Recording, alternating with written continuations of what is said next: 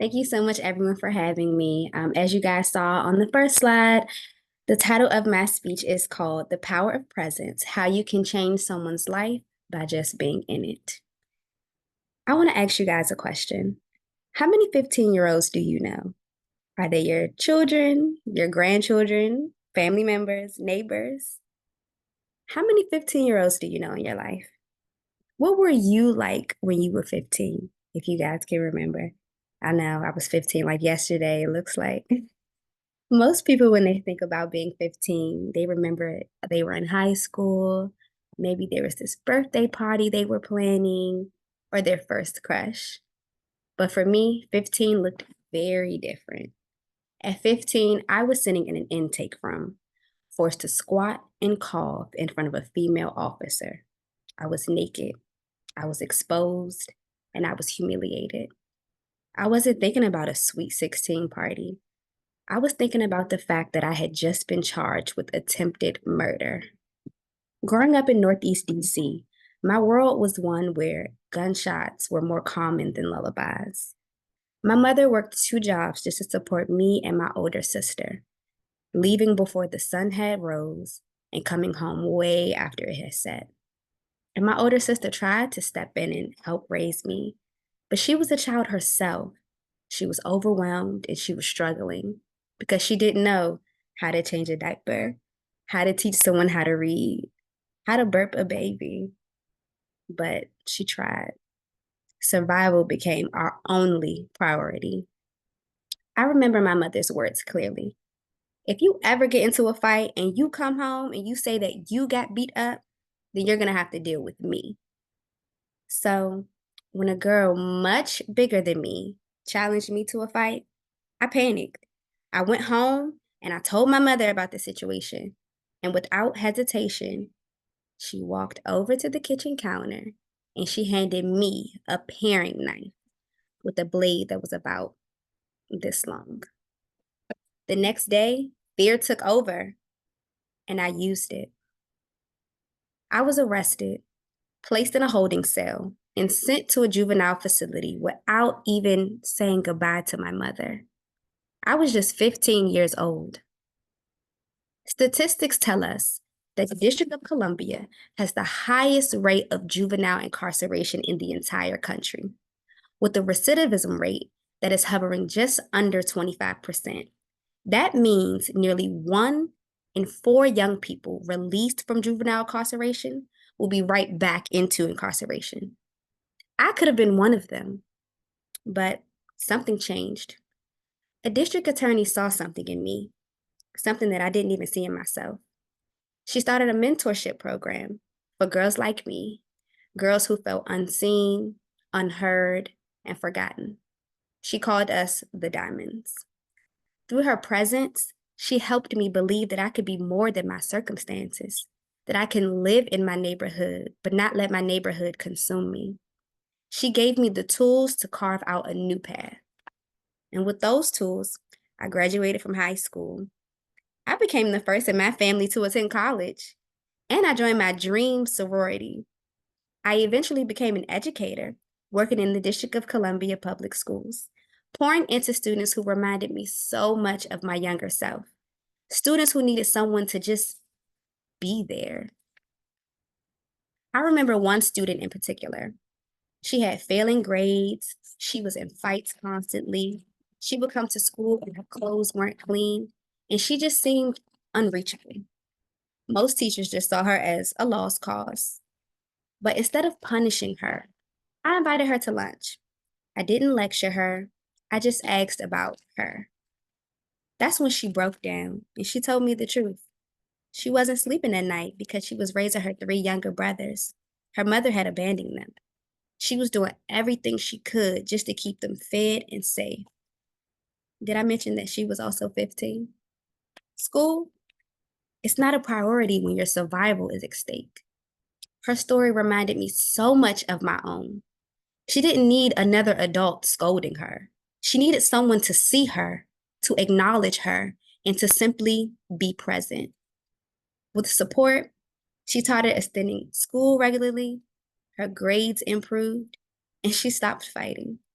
Not because she suddenly loved school, but because for the first time, she felt like she mattered. That is my proudest moment.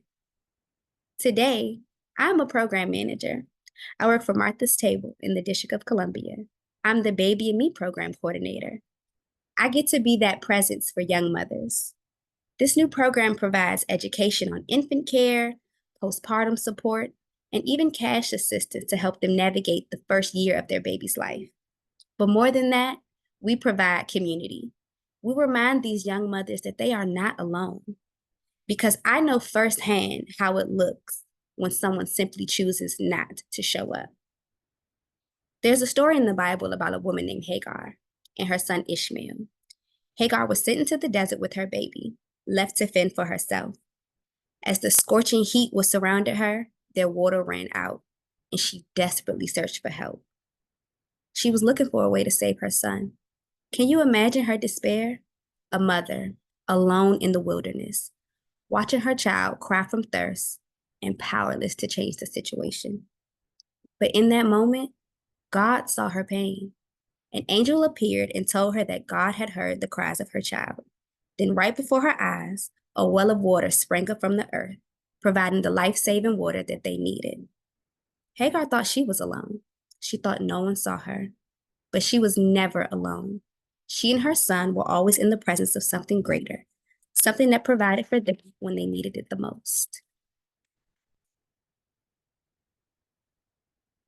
This story speaks to the heart of my message today, the power of presence.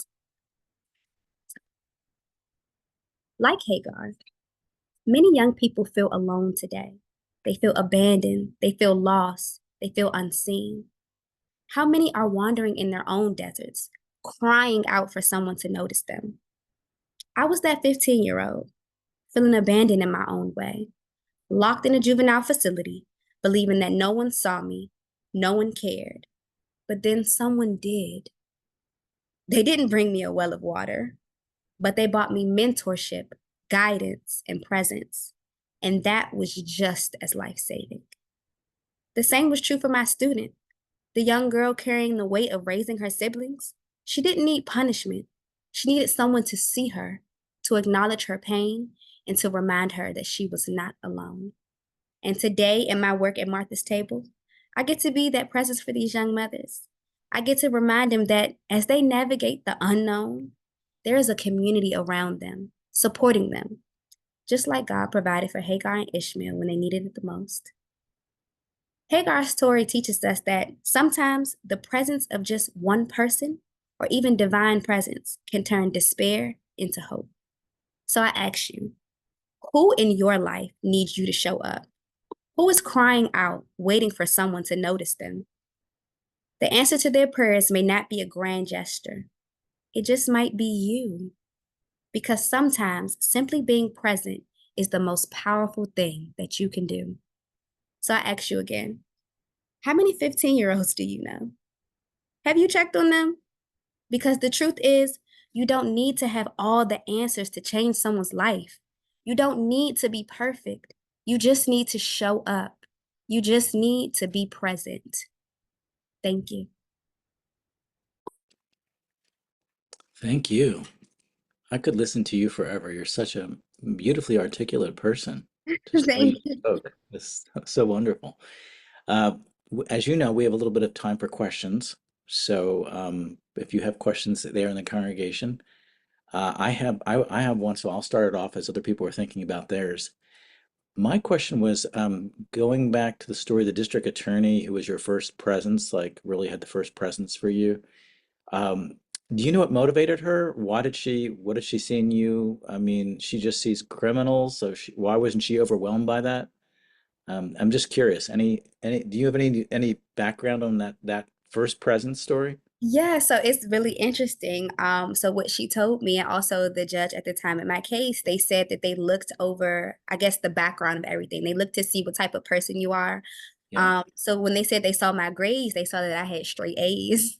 And they were wondering how could someone with straight A's get themselves in this situation. So when they started to peel back the layers and look at my situation, they started looking at other situations. So I was one of the first people in her cohort. It was me and about five other young ladies, and we all came in at the same time. We all had cases at the same time, and they saw that, like, wow, these children, they need a way out. Like, they have the grades, they have the potential, they have the drive, but they don't have the tools, they don't have the support, they don't have the community. So that's what they did. And it's so I love her so much. We still talk to this day. I'm now 28. She's known me since I was 15, and they gave me my first laptop, my first printer when I went to college. Like, they did so much for me that we still talk today. That's an amazing story. So it was sort of like they looked at you and your complexity and they were like, okay, they looked at you just not as a statistic, but like in your complexity and saw your grades. Who would even take the time to look at your grades or that they did.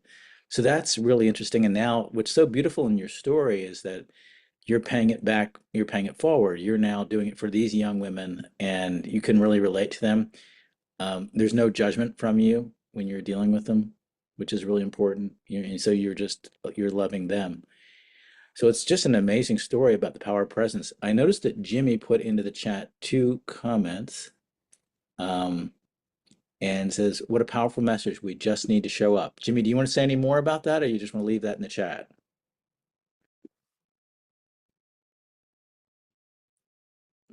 Maybe you just want to leave it in the chat. Um, I think he dropped out of the room for a second. Maybe it Oh, took long. okay. Because it's interesting. I mean I know Jimmy well enough that one of his themes in life is the power of showing up. So I think that this message must have really hit him very, very powerfully. That we just need to show up. And what I also liked about it was thinking about 15, I was thinking about my nephews and my nieces and so forth. Great nephews, great nieces. I was thinking just the power sometimes of texting somebody, how are you doing, or emailing them. Just takes a second and just saying, you're on my mind. That's a power of presence. Doesn't require a lot of time, doesn't require a lot of effort.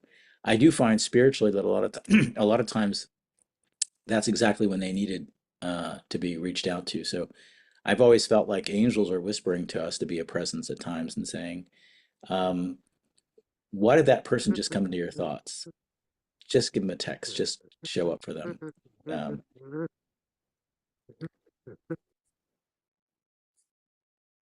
Um, any other questions or comments? Malcolm, I see your hand up. Yeah, that's a lovely message. As a student of the Middle East, I was interested in the fact that you took your example from the Quran, where Hagar and Ismail find the well of Zamzam, which sustains them. And I also noticed, as a student of the Middle East, that in Arabic, your name means loftiness or exaltedness. So you are well named and you have an exalted mission. Thank you so much. Yes, that is what my name means. Thank you. Yeah, Malcolm is a scholar of the Middle East, very beautiful. And the Hagar story is interesting because it has different has sort of different interpretations. But one of the most profound interpretations is that Ishmael becomes the uh, if I got Malcolm, correct me if I'm wrong, becomes the what becomes the Arab nations. Is that right? And so Ishmael becomes the Arab nations, and so that's why both in Islam and in Christianity you share the same patriarchs.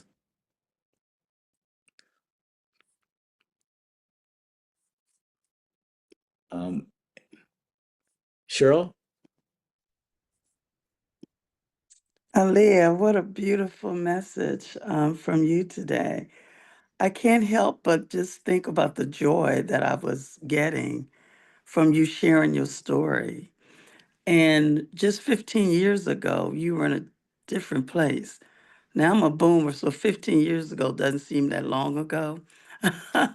But the joy, the smile on your face that is exuberating from you, and you talk about this just warms my heart. And that's not my story, but I sure resonated with your story. And I am so glad that we have you in this world.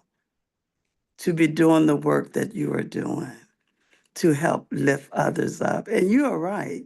All we have to do is just show up. Thank you for sharing your beautiful story and about your life. I appreciate it. Thank you. And thank you so much for having me. Yeah, as as she was speaking, Cheryl, I thought of you because with your Soulful Life University program, I know that you've been that person, a presence in people's lives that maybe have been written off, and you've done that for a lot of people. So you're both really great role models. Any other questions or comments? Yes. Uh, your question about how many 15-year-olds do I know? It struck me because I know exactly one. And she's in a fairly difficult situation. Her mother is in public housing, living with her great uncle and several friends, or I mean, several siblings who live in probably a place that would be crowded for two. Not in as difficult situation as you were alone with your brothers, but at the same time, we have a feeling that she's not doing as well as she could be. Now, the way we know her is that we've been helping her great uncle who is lost his leg, and we're trying to arrange for him to get a prosthesis. But at the same time, we've met the whole family through this process, and we're planning a barbecue that will include the whole family and several other people who have been involved in helping this family in one way or another. And I don't think it's very much that I can do, but my wife will be there, and another woman who is very active in doing what she can for people in difficult circumstances. So my question is, do you have advice for how well, one of these, especially, probably not me, because I think it would be harder for me, but one of the women could get to know her better and become a presence in her life? Yes, definitely. The advice that I have is for any of the women in your life to just start by just taking her out and just asking about her. Hey, how are you? You know, what's your name? What do you like to do?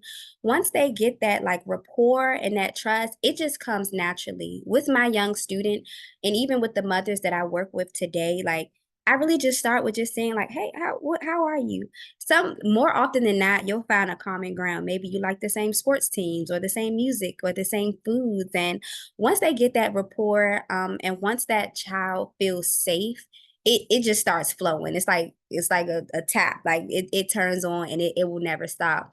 But that's the advice I can give. Just at that barbecue, like, hey, like, do you like hot dogs or hamburgers better? Me myself, I like just one question, and you'll be surprised at how much it just like even I've even had some students who at first were like kind of standoffish. By like the third question, they're like, "Oh my God, this woman will not stop talking to me." Yes, my favorite color is purple. Yes, like, and it just keeps going. I would just say, just start by just asking about her and finding that common ground. Like, maybe you guys may not have the same taste in music, but maybe the music that she likes, her parents didn't like, and the music that your wife likes, your wife's parents didn't like, or something like that. Like, it's always some common ground. That's my advice. Just start with a conversation. Just say, hey, how are you? And keep it going. Okay, thank you. I'll make sure that they're aware of that as a possibility, and we'll see what we can do. Okay, But sounds thank you. good. No problem. I can really relate to what you just said about when you're engaging younger people, which I've tried to do in mentoring and so forth, is that particularly with boys, that I get monosyllabic answers like yeah, no, huh, kind of looking down, don't look at me as they're talking. And there sort of becomes a moment where all of a sudden it's just like I can't get them to stop. Like all of a sudden there's a trust build up and then it just kind of flows out. So it's very discouraging in the beginning part. You feel like, am I having any impact?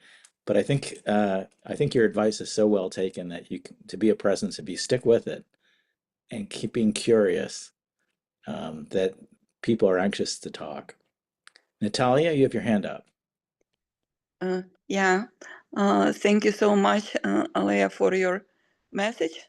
Do I pronounce your name right? Yes.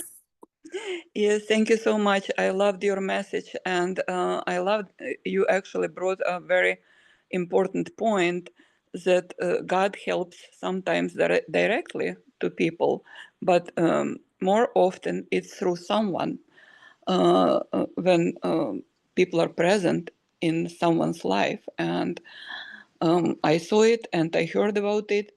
I actually interviewed one young lady, and she was in one of the situations that you described.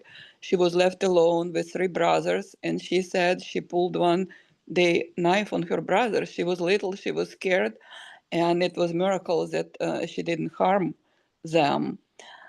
And she was very lonely for a while, and it ended up well. But it's a great point and great encouragement for us to do what you said, to keep being present and to actually with young people, because this is the future of the country, and they're the most important people.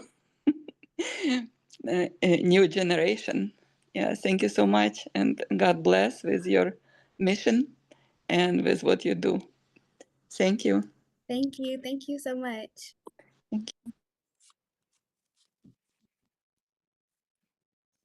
Any other questions or comments? I just want to echo what others had said and say you're such a blessing to our community and to DC community as a whole. And one thing that I will walk away with today is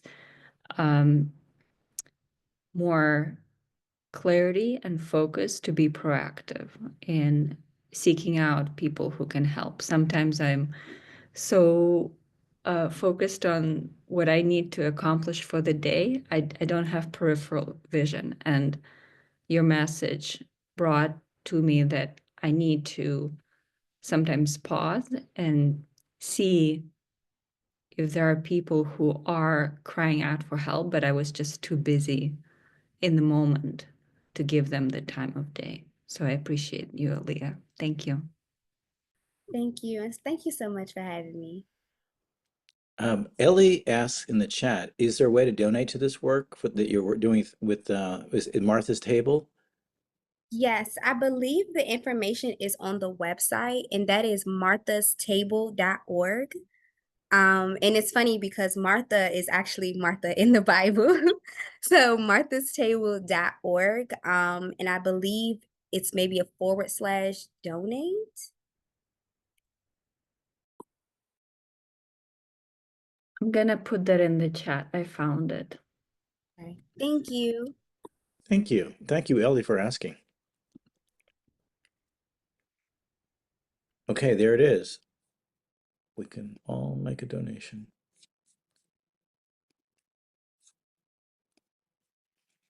Any other comments or questions?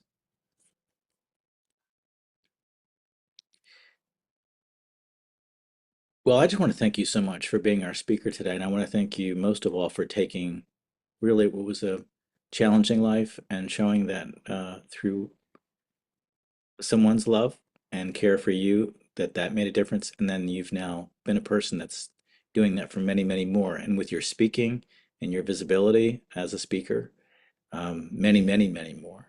So I just really appreciate all that you're doing and what you're living. You're a role model for all of us.